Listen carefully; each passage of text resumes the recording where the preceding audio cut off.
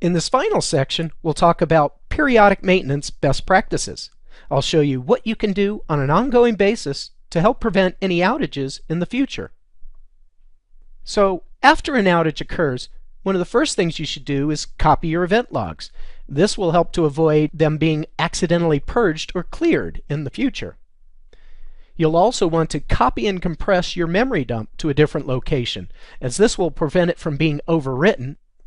You'll then want to compare and correlate any multiple memory dumps you may get. A lot of times one memory dump isn't enough, and by having a second or a third, you can make comparisons and draw better conclusions on the outcome.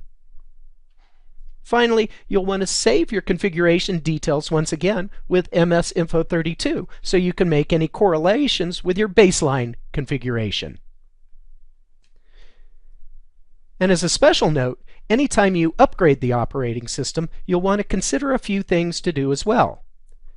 Namely, you'll want to upgrade or update any third-party products and their corresponding device drivers. Microsoft does a good job of testing its own products, but you can't really expect them to test all the third-party products as well. You'll also want to update your system BIOS and controller firmware.